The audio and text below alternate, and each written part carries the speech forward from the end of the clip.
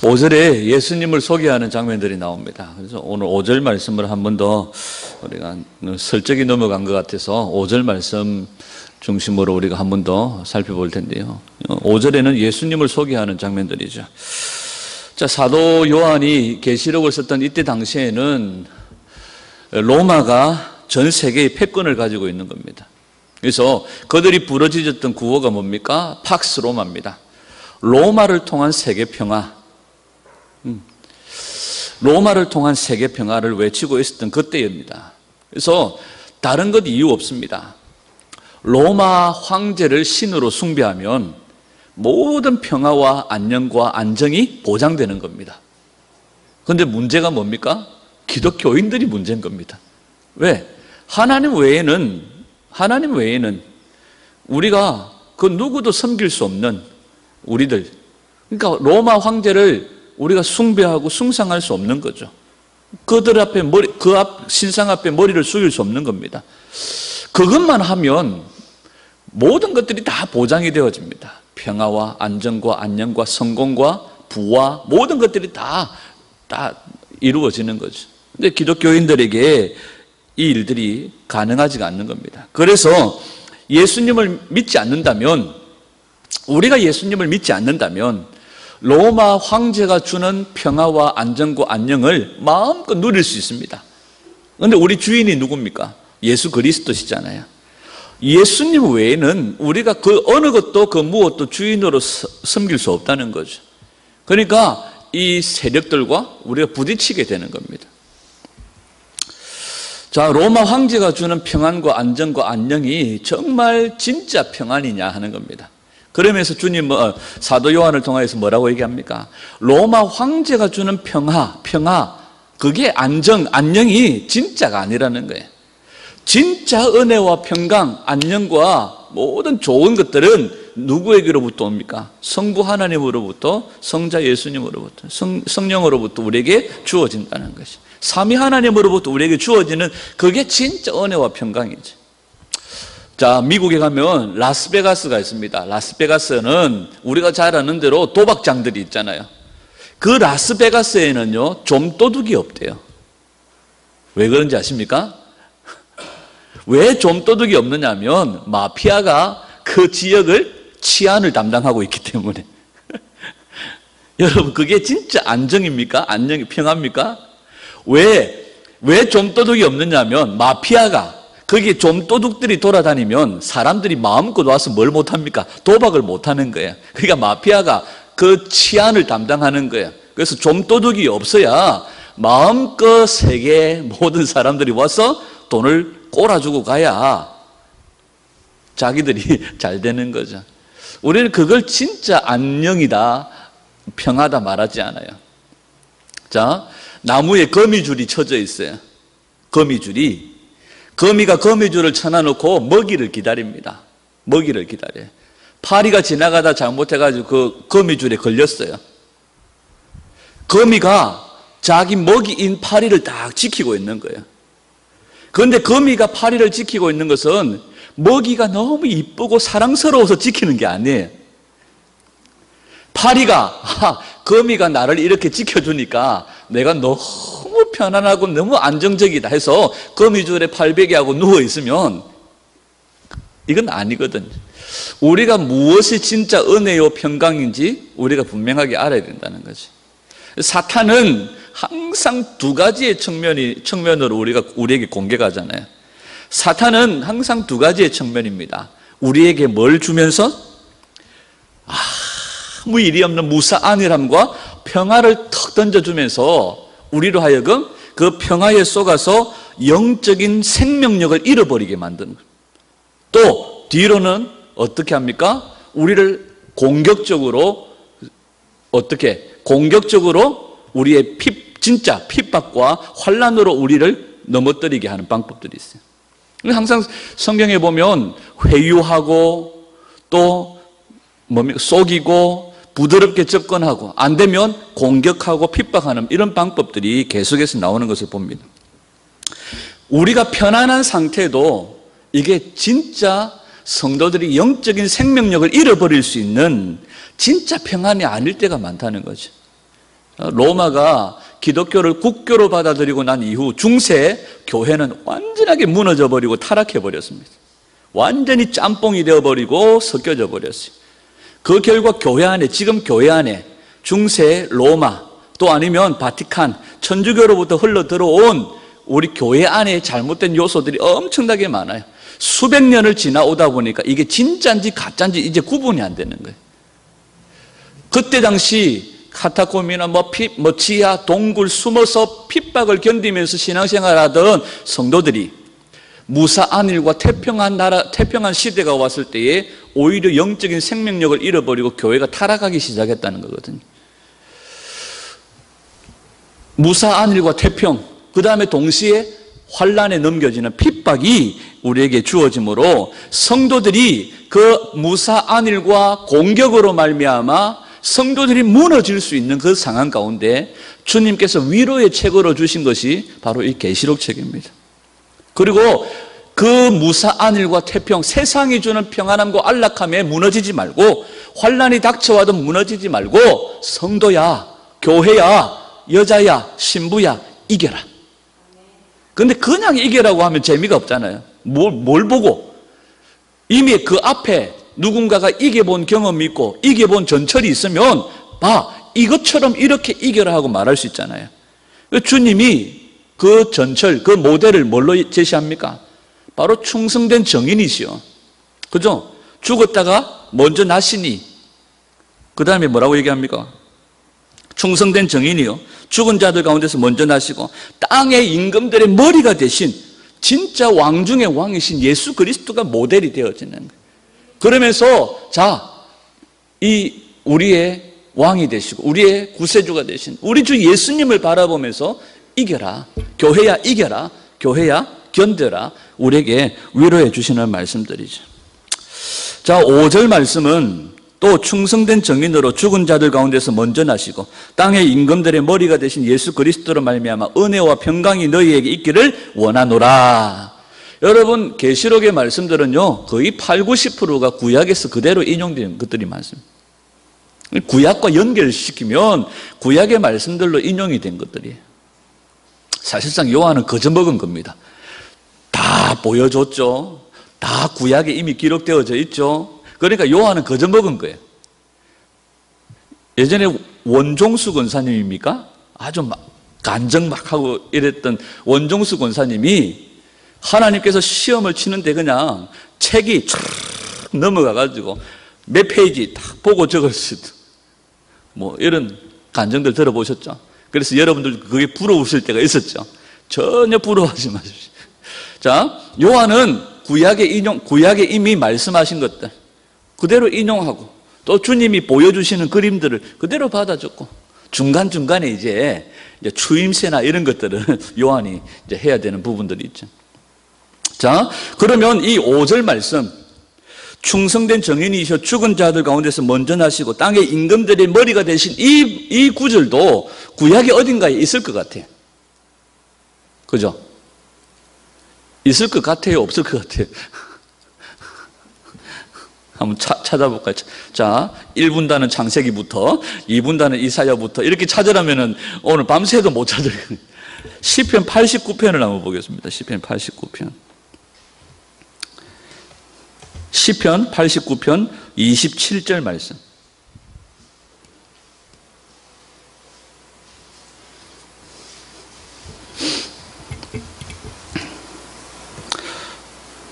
(27절부터) (29절까지) 한번 읽어보겠습니다. 시작.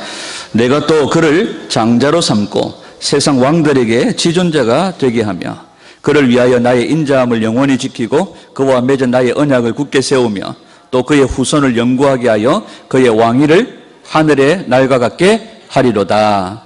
인용이 된 것 같아요? 비슷합니까? 보고도 이게 그 구절하고 맞나? 이런 생각들이 드시죠. 계시록 1장 5절에 보면 충성된 정인이시여. 그죠? 충성된 정인이시여.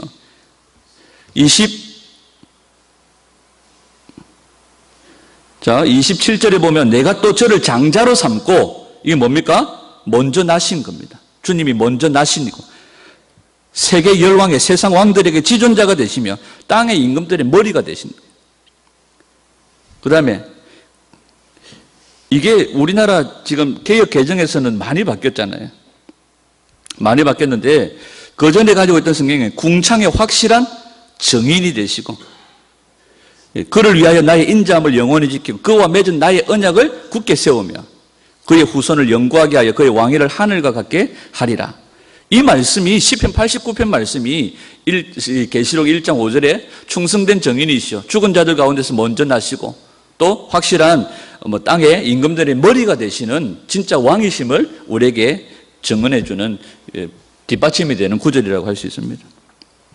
자, 당시에 요한이 7교회의 편지를 보냈을 때에 사람들은 압니다. 이 말씀이 시편 89편 하나님께서 우리에게 보내주실 예수 그리스도 그분을 말씀하시는구나 하고 아는 거예요. 그런데 오늘 우리 같으면 어때요? 자, 구약의 말씀을 인용을 해가지고 오늘 편지를 여러분들에게 보내는 거예요. 그러면 죽어도 모릅니다. 이게 뭐라 하는지 이게 도대체 무슨 말인지 몰라요. 왜? 구약을 모르니까. 근데 이 유대인들은 구약을 꿰뚫고 있는 겁니다. 왜? 그때 당시 이들은 신약이 정리되지 않은 상태이기 때문에 이들은 구약을 늘 읽고 외우고 걸어가면서도 달려가면서도 늘 외우는 거예요. 모세의 율법과 시편과 선지자의 글들 이렇게 말하고 있거든요. 그러니까 이들이 늘 시편의 말씀들을 읽고 또 외우고 묵상하고 하는 거예요. 그래서 계시록의 1장 5절에서 사도 요한이 이런 편지를 썼을 때 이 말씀을 하시는구나 하고 이들은 분명하게 아는 거예요. 여러분, 제가 여러분들에게 설교를 할 때 성경 이야기를 하겠죠. 그런데 목사님이 하는 얘기가 어디서 많이 들어본 것 같기도 하고 다윗이 누지바 이름인가 이렇게 하면 큰일 나는 겁니다. 전에 제 동기 가운데 여자 신학교 다닐 때 학부 때 여자 전도사님 한 분이 있었어요. 저보다 나이가 많았는데요. 이 전도사님이 이제 주말에 자기 교회 가서 섬기고 오는 거예요. 근데 그날따라 이 주일학교 부장 집사님이 너무 은혜를 받아가지고 주일학교 아이들에게 설교를 할 때에 사도행전 우리가 살펴봤잖아요. 7장, 8장에 보면 스데반의 이야기가 나오잖아요. 뭡니까? 주일학교 부장 집사님이 너무 은혜 받아가 스데반이 돌에 맞아 순교하는 그 장면을 아이들한테 너무 리얼하게 설명을 하면서 얘들아, 우리도 서대반 집사님처럼 주님을 증언하다가 우리도 서대반 집사님처럼 순교하고 이랬는데 아이들이 가만히 선생님 얼굴을 부장 집사님은 너무 진지하게 이야기하는데 아이들은 쳐다보다 한 놈이 손을 다 하고 난 다음에 부장 집사님이 말씀을 다 하고 난 다음에 한 놈이 손을 들어 선생님 서대반이 아니고 스데반인데요. 아이들하고 이 선생님하고 간격이 제가 섬기던 교회 목사님은 송구 영신 예배 때 설교를 하는데 서필종 목사님이 대한민국이 아무리 생각해도 서필종 목사님이 안 계셔. 그래, 이 서필종 목사님 도대체 어느 교회 목사님인지 너무너무 궁금했어요. 나중에 알고 보니까 서필종 목사님이 아니고 스펄전 목사님이세요. 근데 막 본인은 흥분하셔가지고 서필종 목사님이 제가 진짜 그때 너무 궁금했습니다. 도대체 대한민국에 제가 그래도 어느 정도 유명한 목사님은 다 아는데 아무리 생각해도 서필종 목사님은 안 계시는 거예요. 스펄전 목사님. 저도 한 번씩 가다가 서신지 소신지 이게 잘 안 돼가지고 집에 가면 막 혼나고 이러거든요. 막 예를 들면 솔로몬의 얘기를 하고 다윗의 얘기를 하면 여러분들이 다윗, 솔로몬, 예를 들어서 스가랴, 미가, 이 선지자들 얘기하면 그래 그분 이렇게 연결이 돼야 이렇게 툭 말씀을 던질 때에도 쉽게 잘 흘러가잖아요. 그죠? 근데 하박국 얘기했는데 이게 호박국인지 된장국인지 이게 괴리가 간격이 있으면 이건 설교하는 사람도 듣는 사람도 서로 힘들잖아요. 요한이 편지를 보냈는데 이 편지가 로마인들이 봤을 때에 그들을 핍박하는 로마가 봤을 때에 전혀 모르고 이 편지를 받아보는 성도들은 암호와 같이 되어져 있지만 이 말씀은 시편에 이 말씀을 인용했구나. 이 말씀은 다니엘서에 이 말씀을 인용했구나. 이 말씀은 이사야서에 이 말씀을 인용했구나. 이들은 바로 연결이 되는 거예요. 저와 여러분들에게 이런 은혜가 있기를 소원합니다. 여러분, 우리가 성경을 들지 않아도 누군가가 우리에게 하나님 말씀을 전하, 그 말씀, 거기에서 우리에게 연관되어진 말씀이구나. 이런 배경에 말씀하신 거구나. 이게 연결이 되어져야 마지막 때에 우리가 말씀으로 이길 수 있는 줄 믿습니다. 자, 시편 89편의 말씀을 인용해서 요한이 편지를 보내는 겁니다. 그리고 이 편지를 받아보는 이 사람들은 시편의 그 말씀들을 떠올리면서 바로 이들은 뭘 얻습니까? 그래, 평강을 얻는 거예요. 하나님이 우리를 이렇게 지켜주신다고 하셨지. 평강을 얻는 거죠. 자, 시편 89편 말씀을 우리가 다시 한 번 더 조금 더 보겠습니다. 19절 말씀. 89편 19절부터 한번 그 앞에 26절까지 한번 읽겠습니다. 시작. 그때에 주께서 환상 중에 주의 성도들에게 말씀하여 이르시기를 내가 능력 있는 용사에게는 돕는 힘을 더하며 백성 중에서 택함 받은 자들을 높였으되 내가 내 종 다윗을 찾아내어 나의 거룩한 기름을 그에게 부었도다. 내 손이 그와 함께하여 견고하게 하고 내 팔이 그를 힘있게 하리로다. 원수가 그에게서 강탈하지 못하며 악한 자가 그를 곤고하게 못하리로다. 내가 그의 앞에서 그의 대적들을 박멸하며 그를 미워하는 자들을 치려니와 나의 성실함과 인자함이 그와 함께하리니 내 이름으로 말미암아 그의 뿔이 높아지리로다. 내가 또 그의 손을 바다 위에 놓으며 오른손을 강들 위에 놓으리니 그가 내게 부르기를 주는 나의 아버지시요 나의 하나님이시요 나의 구원의 바위시라 하리로다. 그러니까 요한이 보낸 편지를 받아들면서 이들은 하나님이 이렇게 지키시리라 약속하셨지 하면서 하나님으로부터, 성부 하나님으로부터 은혜와 평강을 누리게 되는 거죠. 지난주에 뭐라고 그랬습니까? 은혜가 뭡니까? 하나님이 말씀으로 우리 가운데 개입해 주시는 거예요. 말씀으로 이리 가라, 이 길이 정답이다. 저리 가라, 저 길이 정답이다. 이 길은 아니다, 저 길은 아니다. 말씀으로 우리를 이끌어 주시는 거예요. 그러니까 우리가 더 말씀을 알아야 되겠죠. 자, 오늘 이 시편 89편은요, 하나님께서 다윗의 왕권을 말씀하신 거예요. 다윗을 통하여서 하나님께서 유대인들에게 약속하신 영원한 왕권을 말하는 겁니다. 다윗의 언약입니다. 다윗의 언약이 뭡니까? 내가 너의 후손을 통하여서 너의 위를 견고하게 할 것이다. 이게 솔로몬을 통하여서 왕을 세우고 솔로몬을 통하여서 다윗의 왕위가 이어질 것을 말씀한 거죠. 그런데 여러분 성경을 자세하게 보면 다윗의 왕권이 영원하게 견고하게 유지가 됩니까? 안 됩니다. 솔로몬 이후에 르호보암 때에 나라가 반쪽알이 나버립니다. 반쪽알이가 아니죠. 그죠? 완전히 3분의 2쪽알이, 3분의 2, 3분의 1 이 정도 나눠져 버립니다. 좋게 얘기해서. 그것도 얼마 가지 않았어요. 아수르에게 바벨론에게 다 멸망해 버립니다. 그것도 어떻게 됩니까? 1948년도에 이스라엘이 회복되기 전까지 거의 2000년 동안 이스라엘은 나라가 없이 떠돌아다닙니다. 유대인들은 다윗의 언약을 굳건하게 믿고 기다린 거예요. 그들의 왕위가 끊어지지 아니하고 그들의 나라가 끊어지지 아니할 거라고 믿었지만 그들의 나라는요, 결국 1948년에 갔어야 이제 이스라엘이 그 나라가 독립하고 세워진 거죠. 그러면 다윗에게 약속하셨던 다윗의 언약은 도대체 뭡니까? 예수 그리스도, 메시아 되시는 예수 그리스도를 통하여서 영원히 하나님 나라의 왕권을 가지고 그분이 다스리실 것을 말씀하시는 메시아 언약이죠. 메시아 언약. 여러분, 요한계시록은 이 말씀들을 우리에게 보여주시면서 무엇을 말합니까? 너희들이 기다리던 메시아인 예수 그리스도가 왔고 그가 모든 것을 완성하셨고 하늘에 우리를 위한 집을 예비하시고 다시 오실 것이다. 그러므로 너희들은 잘하고 있다. 더 잘 참고 더 잘 인내해라. 우리에게 이것을 말해주는 겁니다. 제가 하나님께 한 번씩 그런 기도를 한 적이 있어요. 하나님, 가는 이 길이 맞습니까? 틀립니까? 아무한테도 얘기 안 하고 저 혼자 속으로 하나님 앞에 기도할 때가 있습니다. 제가 언젠가 한번 제가 기도하는 어떤 집사님에게, 집사님 일로 와보세요. 저를 위해서 좀 기도 좀 해주세요. 제가 어떤 여자 집사님에게 그렇게 부탁을 했거든요. 그 집사님 하는 말이 그래요. 목사님,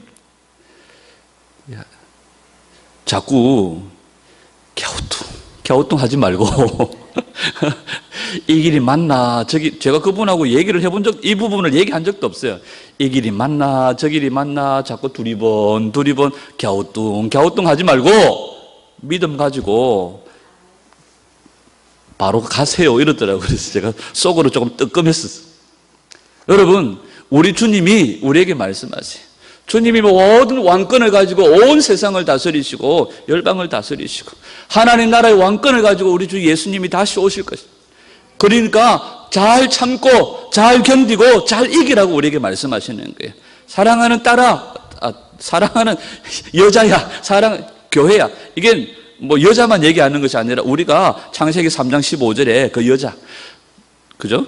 교회, 바로 그리스도의 신부, 여자야, 교회야, 잘 참고 견뎌라, 이겨라.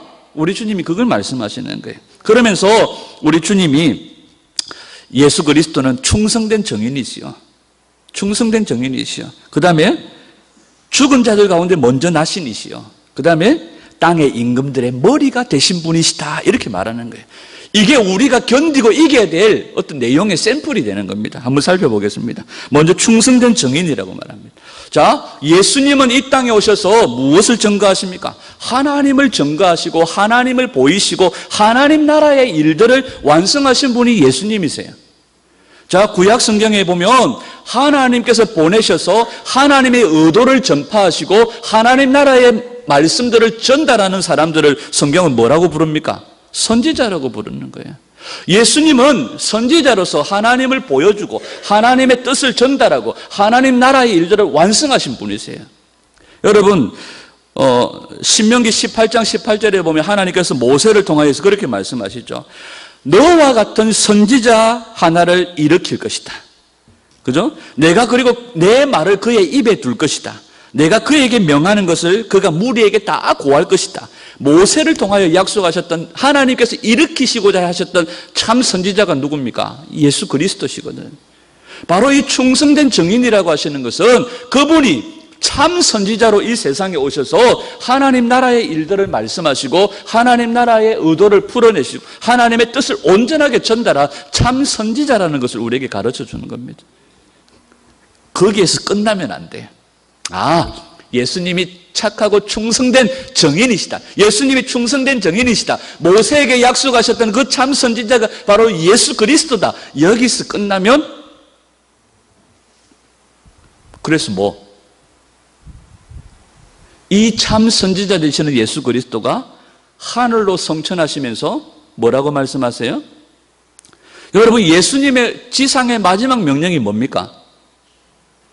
사람들이 이 부분을 헷갈리는 것 같아요. 여러분, 예수님이 이 땅에서의 지상 마지막 명령이 뭡니까? 마태복음 28장 20절부터 나오는 모든 족속으로 하여금 제자를 삼으라 하는 것은 지상 명령이에요. 가장 큰 계명이라는 겁니다. 지자가 땅 지자가 아니잖아요. 하나님께서 가장 중요하게 여기는 이 땅 위에서 마지막 명령이 아니고요.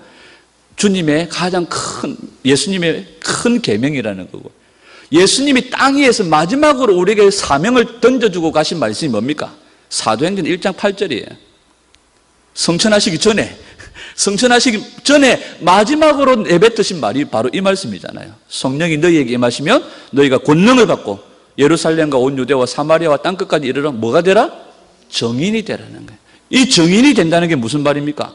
참 선지자이신 예수님처럼 너희들도 하나님의 의도를 땅에 풀어내고 하나님의 메시지를 땅에 풀어내고 하나님을 증거하고 하나님을 드러내는 뭐가 되라는 겁니까? 선지자적인 사명을 감당하라는 겁니다. 예수님은 참 선지자로 이 세상에 오셔서 우리에게 똑같은 사명을 주십니다. 똑같은 정인으로 우리를 부르시는 거예요. 너희도 땅끝까지 이르러 정인이 되어져라. 정인이 되라. 여러분, 이때 당시에는요, 정인이 된다는 것은 무엇을 담보로 하는 겁니까? 목숨을 담보로 하는 거예요. 목숨을 담보로 하는 거예요.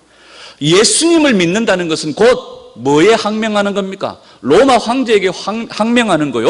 예수님을 믿는다는 것은 곧 죽음입니다. 여러분, 그래도 예수님을 믿을 수 있겠습니까? 그래도 예수님을 전할 수 있겠어요? 이때 당시의 정의는 바로 죽음도 불사해야 되는 겁니다.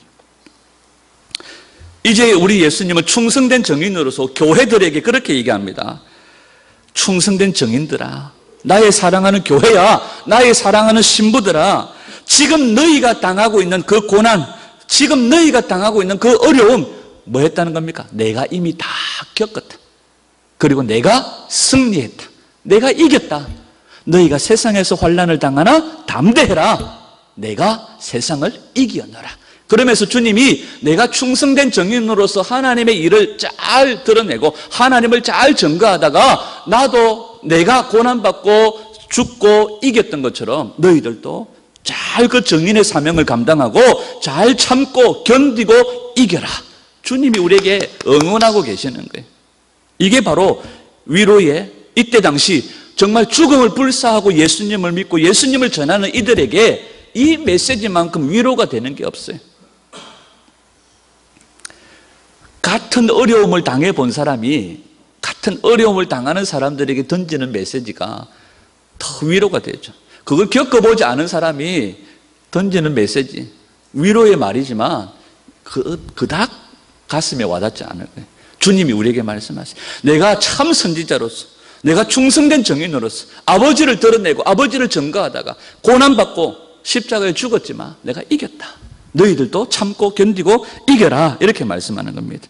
여러분, 저와 여러분들이 선지자로 부르심을 받았다는 사실들을 여러분들 기억하셔야 돼요. 저와 여러분들이 정인으로 부르심을 받았다는 사실들을 기억하기를 간절히 소원합니다. 아멘. 여러분, 민수기에 보면 하나님께서 광야에서 이스라엘 백성들에게 만나를 내려주세요. 만나를 내려줄 때에 이스라엘 백성들이 불평하기 시작합니다. 아니, 애굽에 있을 때는 부추도 먹고 정구지도 먹고 마늘도 먹고 뭐도 먹고 뭐도 먹는데 광야에서 맨날 단내나게 이것만 먹고 만나만 하면서 이스라엘 백성들이 불평하기 시작하는 거예요. 그래서 이스라엘 백성들이 고기가 너무 먹고 싶어서 장막 문 앞에서 울었다고 얘기를 해.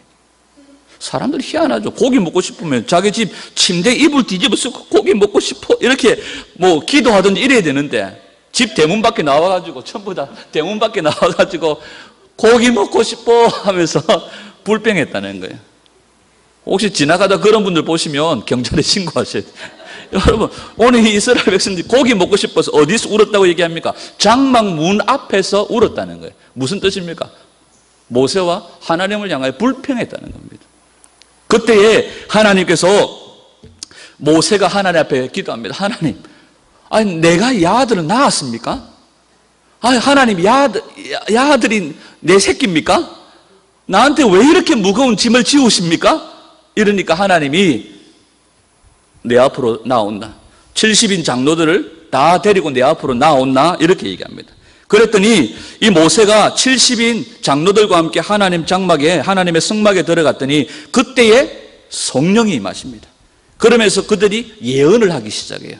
그런데 그때 두 사람이 빠졌습니다. 엘랏과 메닷이라는 사람이 그 성막에 안 나오고 자기 장막에 그냥 버티고 있었던 거예요. 그런데 어떤 사람이 보니까 70인 장로와 모세가 모인 그곳에서 성령이 임하여서 예언을 하는데 거기에 참석하지 않았던 엘랏과 메닷이 뭐 하기 시작합니까? 성령이 임하여 가지고 예언을 하기 시작하는 거예요. 그리고 그것을 사람들이 여호수아에게 얘기하니까 여호수아가 모세에게 찾아 나와 가지고 저걸 하지 못하게 하죠. 하지 말라고 하시죠. 하니까 모세가 그때 화를 냅니다. 그때에 모세가 여호수아에게 화를 내면서 야, 네가 나를 위하여 지금 시기하느냐?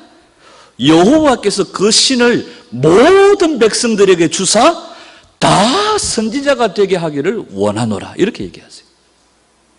모세의 대답의 핵심이 뭡니까? 모든 백성으로 하여금 다 선지자가 되게 하기를 원하노라. 그런데 그 모세의 선포가 언제 이루어졌습니까? 오순절 마가다락방에서 이루어진 거예요. 모든 백성들이 성령을 받게 되어지고 뭐가 되어집니까? 선지자가 되어지는, 주님의 증인이 되어지는 거예요. 여러분, 저와 여러분들은 주님의 증인으로 부름을 받았습니다. 하나님의 선지자적인 사명을 가지고 하나님을 증거하고 예수 그리스도를 증거하고 하나님의 나라를 위해서 사용되어지는 선지자의 사명을 가진 줄 믿습니다. 아멘. 여러분, 그 선지자의 역할을 제대로 감당하시기를 주님의 이름으로 축복합니다. 충성된 증인이라고 할 때 이 증인이라는 말이 헬라어로 마르투스입니다. 마르투스. 마르투스라는 말이 뭡니까? 증인이라는 말이라고. 증인이라는 말이 헬라어로 뭐라고요? 마르투스라는 겁니다. 그럼 마르투스가 무슨 뜻입니까? 증인이라는 뜻입니다. 그런데 이 마르투스가 다른 말로 순교자라는 뜻입니다. 우리가 뭐 하다가?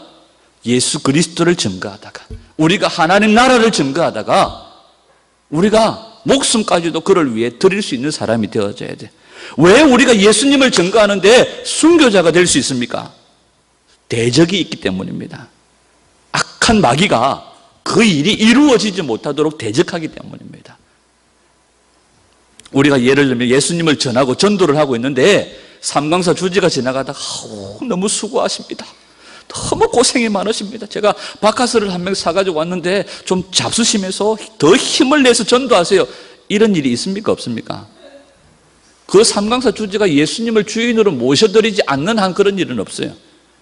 오히려 지나가는 주지에게 주지님 예수님 믿으세요 하면 이놈의 새끼들 하면서 아마 돌을 들든지 아마 죽이려고 할 거예요.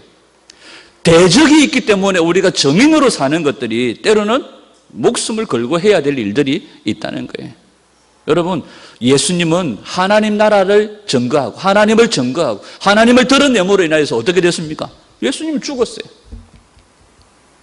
우리도 선지자적인 사명을 잘 감당하시기를 원하고 그 일을 위해서 목숨도 아까워하지 않는 그런 저와 여러분들이 되기를 주님의 이름으로 축원합니다. 자, 충성된 정인으로 사시다가 예수님이 어떻게 했습니까? 죽었습니다. 그런데 오늘 본문에 보면 두 번째로 죽었다가 그가 죽은 자 가운데서 어떻게 했다고 말합니까? 다시 살아나셨다 그렇게 말해요. 여러분, 예수님이 히브리서에 보면 예수님이 대제사장이세요. 대제사장이신 주님은 대제사장은 뭐합니까? 제사를 주관해야 되잖아요. 그런데 대제사장이신 예수님이 친히 또 뭐가 됐다는 겁니까? 제물이 되셨다는 거예요. 예수님이 당신이 제사장이면서 예수님 당신이 또한 자신을 제물로 드리셨다 이렇게 말씀합니다. 그런데 죽으셨을 뿐만 아니라 어떻게 되셨다고 말해요? 그가 다시 살아나셨다 이렇게 말합니다. 그런데 성경은 오늘 더 구체적으로 뭐라고 말합니까? 죽은 자들 가운데서 먼저 나셨다 이렇게 말해요. 먼저 났다는 것은 뭡니까? 그가 맏아들이 되셨다는 거예요. 맏아들. 저는 이남 이녀 가운데 막내입니다. 먼저 나신 분들이 계세요. 형님이 계시고 누나 두 분이 계세요. 그분은 저희 형님은 저보다 먼저 나셔서 저희 가정의 장자입니다. 예수님이 죽은 자들 가운데서 먼저 나셨다는 것은 그가 맏아들이 되셨다는 거예요. 그러면 예수님은 우리의 뭐가 되십니까? 형님이 되시죠. 예수님은 우리의 형님이 되죠.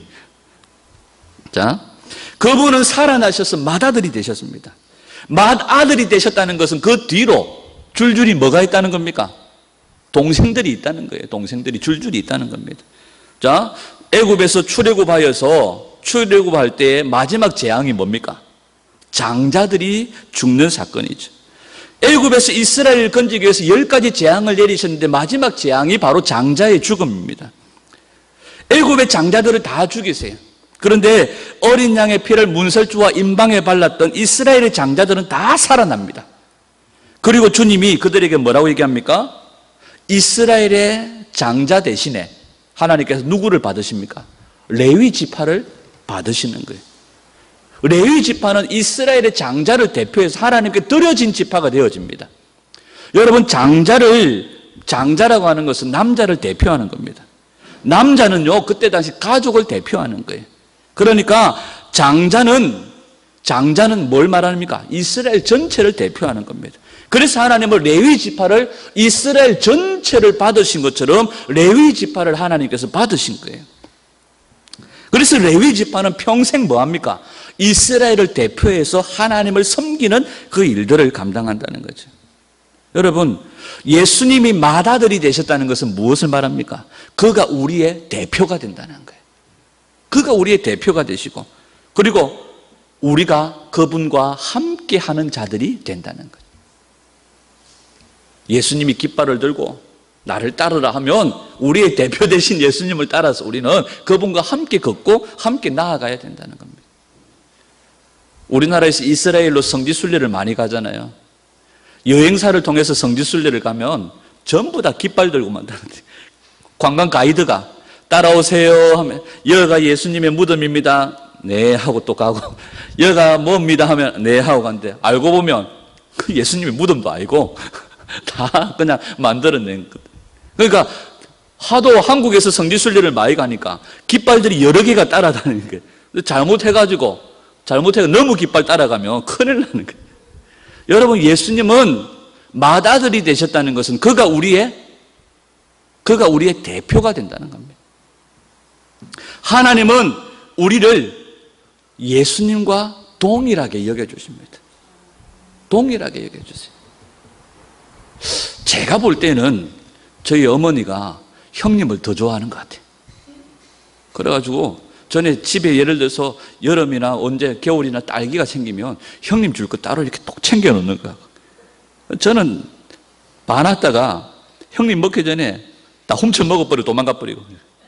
제가 볼 때는 부모님이 형님만 편애하는 것 같아요. 근데 여기 부모님들이 계시잖아요. 근데 부모님의 입장에서는 다 사랑하는 거예요. 동일하게 사랑하는. 그런데 우리가 무슨 자격이 있어서 예수님과 우리를 동일하게 여겨주시고, 그 예수님으로 말미암아 우리가 뭡니까? 우리가 하나님의 자녀가 되어지고, 맏아들이 죽었는데 주님께서 그 뒤에 줄줄이 동생된 우리들을 주님이 동일하게 그 맏아들 되시는 예수님과 동일하게 우리를 여겨주신다는 사실입니다. 오늘 이 맏아들이 되시고 죽었다가 살아나신 이 예수님을 소개하면서 요한은 교회들에게 뭐라고 얘기합니까?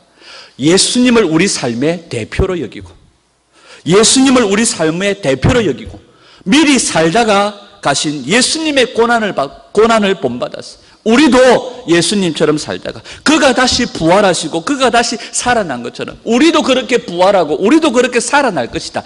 이겨라, 힘내라, 견뎌라, 이 말씀을 하고 계시는 겁니다. 마지막으로 예수님을 뭐라고 소개합니까? 뭐라고 소개하죠? 땅 위의 모든 임금들의 머리가 되신다. 땅 위의 모든 임금들. 여러분, 이 시대의 사람들은 얘기하면, 임금하면, 왕하면 누구를 떠올립니까? 예수 그리스도입니다. 그가 우리의 왕이시다. 땅의 임금들의 머리가 되신다. 이 표현할 때 구약의 이 예언서에 적용되어진 그 왕을 떠올리는데, 그 왕은 바로 예수님이십니다. 메시아 되시는, 구세주 되시는 예수님을 이들은 떠올리는 겁니다. 그리고 그들은 마음속으로 그렇게 생각합니다. 나의 왕 되신 예수님이 내 편이라면 우리는 절대로 실패할 수 없다. 이 생각들을 가지는 거예요. 그래서 요한은 뭡니까? 땅의 임금들의 머리가 되신 예수 그리스도시다. 이렇게 말하면서 이 편지를 받아들면서, 예수님이 우리의 왕이시라면 우리는 절대로 실패할 수 없어. 비록 우리가 넘어지고 비록 우리가 환난이 있고 핍박이 온다고 할지라도 뭔가 이유가 있을 것이다. 그리고 합력해서 그분은 선을 이루어낼 것이다.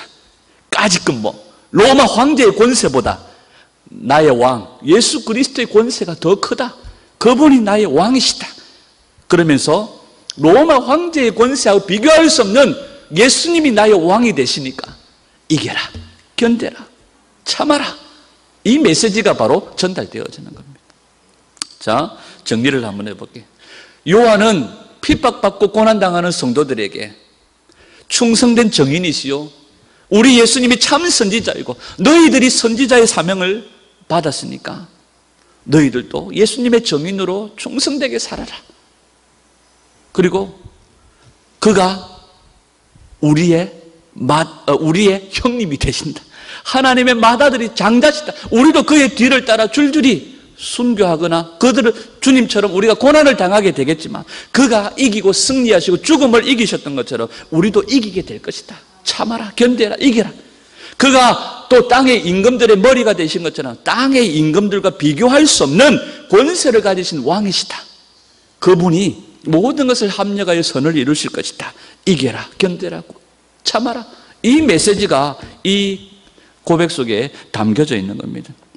사랑하는 여러분, 존 버년의 철로 역정에 보면 주인공이 순례자의 길을 가는데 길에 사슬에 묶여있는 맹수가 있는 거예요. 자칫 잘못하면 그 맹수에게 해를 입을 수 있습니다. 그런데 이 순례자는요, 그 맹수를 보지 않고 잘못하면 그 맹수에게 해를 입을 수 있는데 이 순례자는요, 어르렁대는 그 맹수를 바라보지 않고 곧장 바로 앞만 바라보면서 그 순례의 길을 가는 겁니다. 여러분, 우리에게 주는 메시지가, 여러분, 원수의 어르렁거리고 우리에게 주어지는 환난과 핍박, 여러분 바라보지 마십시오. 우리의 왕이 되시고 우리의 대표가 되시고 참 선지자가 되시는 우리 주님 바라보고 오직 십자가만을 바라보고 앞으로 걸어가는 것이 바로 우리 성도들의 삶인 줄 믿습니다.